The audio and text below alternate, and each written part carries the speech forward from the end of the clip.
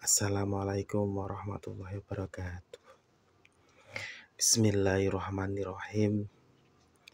Alhamdulillah alladzi badi'il hadi ila bayani mahya irosyadi amadda arbaban nuha wa rosyama syamsyal bayani fis suduril ulama thumma salatu ma'assalami ala nabil afsahi bidhati sayyidina wa maulana Muhammad sallallahu alaihi wasallam wa ala alihi wa sahbihi ajma'in amma ba'du.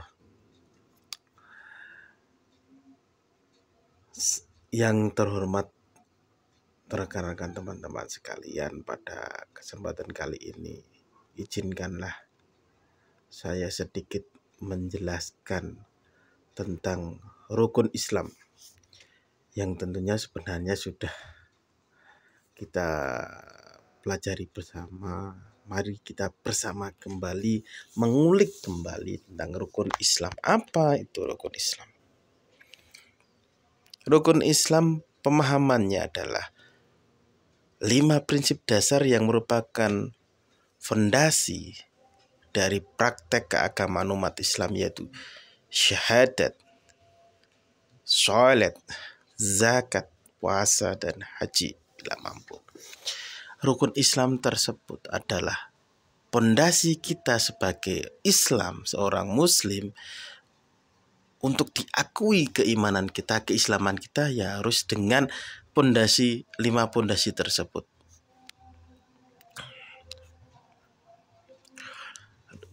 Rukun Islam yang pertama, tentunya kalau rukun Islam yang pertama mungkin kita sudah sering melafalkannya, itu syahadat.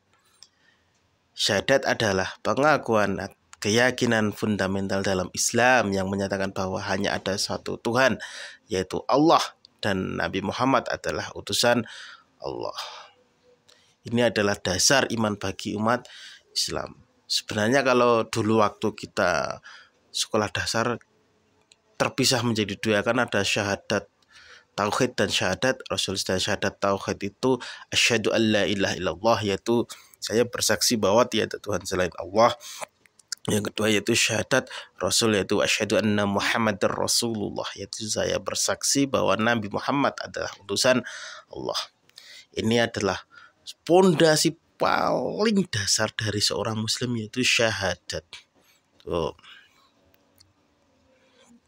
Yang kedua dalam rukun Islam yaitu adalah sholat.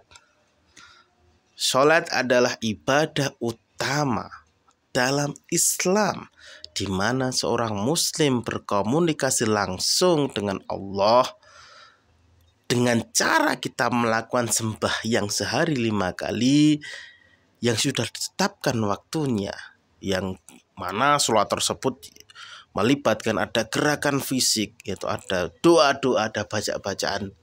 Nah, sholat tersebut diwajibkan kepada umat Islam ketika Nabi Muhammad Sallallahu Alaihi Wasallam itu melaksanakan Isra wal Mi'raj dari Masjidil Haram ke Masjidil Aqsa, kemudian ke Sidratul Muntaha, di mana saat itu diperintah oleh Allah Azza wa Jalla untuk sowan beliau, sowan Allah. Beliau Nabi Muhammad sowan Allah dan diberikan kewajiban untuk sholat, melakukan sholat 50 waktu awalnya. Bayangkan kita 50 waktu, ini bukan 50 rakaat aja, 50 waktu. Setelah 50 waktu kemudian mendapat keringanan menjadi 5 waktu. Itu tentang sholat. Dan sholat tersebut ya kebanyakan menjadi momok kita semua, karena kebanyakan umat muslim itu lalai dalam sholatnya, entah itu tidak melakukan sholat karena pekerjaan atau karena memang malas dan sebagainya, yang membuat sholat tersebut justru menjadi sangat penting, karena kelak yang akan ditanyakan terlebih dahulu adalah sholat kita. Ketika sholat kita bagus, maka amal ibadah lain menjadi bagus. Sedangkan jika sholat kita tidak bagus, maka besar kemungkinan amal ibadah kita yang lain juga dianggap tidak bagus. Maka sebagai umat Islam, kita harus menjaga sholat kita. benar-benar menjaga sholat kita. Karena as-sholatu imaduddin, yaitu sholat adalah tiangnya agama. Itu ya. Selanjutnya, yang ketiga adalah zakat. Zakat adalah sumbangan wajib yang diberikan oleh umat Islam kepada yang membutuhkan, yang itu merupakan salah satu rukun Islam dan ditujukan untuk mengurangi kesenjangan sosial dan mendukung keadilan ekonomi. Dalam kehidupan sehari-hari, kita itu kan pasti ada yang nama kesenjangan sosial. Entah itu berbeda penghasilan, berbeda pekerjaan dan sebagainya. Oleh karena itu, untuk membuat Allah Azza wa Jalla itu memberikan kesempatan kepada kita untuk berbagi. Berbagi kepada orang yang tidak mampu dengan zakat. Sedangkan zakat tersebut itu ada kalanya zakat fitrah, ada kalanya zakat mal. Kalau zakat fitrah yang diberikan kepada kita, memberikan sedekah wajib pada saat akhir bulan Ramadan berupa satu orang itu 2,8 kg beras. Itu kalau zakat fitrah. Sedangkan zakat mal itu adalah zakat yang dikeluarkan dari penghasilan kita, atau karena kita memiliki penghasilan yang besar maka harus diberlakukan zakat.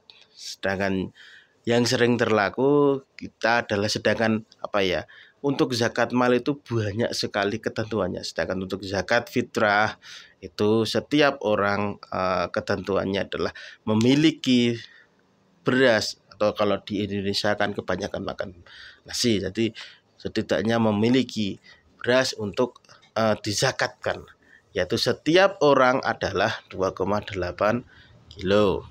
Selanjutnya, rukun Islam yang keempat yaitu puasa. Berpuasa adalah ibadah yang dimana umat Islam menahan diri dari makan minum. Itu kita menahan diri itu dari makan minum dan perilaku tertentu yang membatalkan puasa dari terbit fajar hingga terbenamnya matahari. Itu puasa. Jadi puasa itu kita menahan hawa nafsu untuk tidak makan dan minum, dan menahan diri untuk tidak melakukan perbuatan yang membatalkan puasa. Tuh, dari terbitnya fajar sampai terbenamnya matahari kita melakukan puasa Ramadan itu 1 bulan penuh, ya, di mana malamnya kita melaksanakan sholat tarawih, kemudian paginya atau pagi sampai sore kita melaksanakan puasa wajib. Kemudian yang terakhir adalah haji bila mampu. Ibadah haji adalah ibadah perjalanan ke kota suci, ke tanah suci Mekah, yang wajib bagi umat Islam yang mampu secara fisik, finansial, dan logistik. Yang dilaksanakan haji itu sebenarnya kan setiap bulan Dzulhijjah.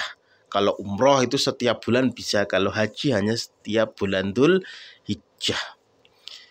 Seperti musim kali ini, yaitu musim haji, yaitu yang mampu secara fisik, finansial, dan logistik diwajibkan untuk berangkat. Memang kalau sekarang itu kita untuk reguler itu kayaknya kita harus menunggu 25 tahun, ataupun nanti kalau ada haji plus nanti lebih mahal lagi, itu menunggunya tidak lama. Makanya ada makalah bahwa haji itu benar-benar panggilan Allah, karena ketika orang cukup secara finansial, ketika hatinya tidak dipanggil Allah, maka berat untuk melaksanakan ibadah haji. Ada orang yang berpenghasilan sampai 1 M, tapi kenapa tidak mau berhaji secara plus, yaitu yang tidak antri tapi membayarnya lebih mahal sekali, karena memang masih eman sama hartanya. Sedangkan untuk yang sederhana saja mungkin ya kita akan menggunakan haji yang reguler yang sampai 25 tahun. Tidak apa-apa. Yang terpenting karena itu adalah rukun Islam yang bahasanya itu masih menggantung. Ketika Anda itu tidak mampu berhaji, maka rukun Islam tersebut ya gugur. Kalau kita mampu, maka rukun Islamnya menjadi wajib. Jadi jangan memaksakan diri. Ketika memang tidak mampu, ya sudah. Atau bahasa sekarang istilahnya nyicil dulu. Kita nyicil untuk berhaji. Rakyat itu 25 tahun menunggu kita sambil menyicil. Karena penghasilan kita memang sederhana. Tapi jika memang penghasilan kita 1 bulan semisal bisa mencapai ratusan juta, itu seharusnya itu bisa mendaftar dengan Haji Plus Plus yang tidak mengantri lama. Tapi apakah ia mau mengeluarkan uang sebanyak itu untuk haji? Itu dia, makanya saya bilang haji itu adalah benar-benar panggilan Allah, karena tidak semua orang yang cukup secara finansial itu mau berhaji. Kesimpulan dari rukun Islam adalah rukun Islam merupakan pilar utama yang membentuk dasar praktek keagamaan umat Islam dengan melaksanakan syahadat, sholat, zakat, puasa, dan haji. Umat Islam mengikat diri pada kewajiban iman, ibadah, dan sosial. Rukun Islam memperkuat hubungan individu dengan Allah, komunitas, dan lingkungan sekitarnya yang mengarah pada pembentukan karakter yang taat, bertanggung jawab, dan berempati. Pada kesempatan kali ini, barangkali ada yang ingin bertanya, maka segera langsung tulis saja di kolom komentar. Insya Allah jika saya bisa menjawab akan saya jawab. Ketika nanti tidak bisa menjawab ataupun belum bisa menjawab, nanti akan tetap saya jawab nanti di lain waktu. Silahkan yang ingin bertanya tulis di kolom komentar. Terima kasih banyak. Semoga Allah Azza wa Jalla selalu memberikan kita taufik dan hidayahnya kepada kita. Amin ya robbal alamin. Mohon maaf atas segala kekurangan. Dan terima kasih. Assalamualaikum warahmatullahi wabarakatuh.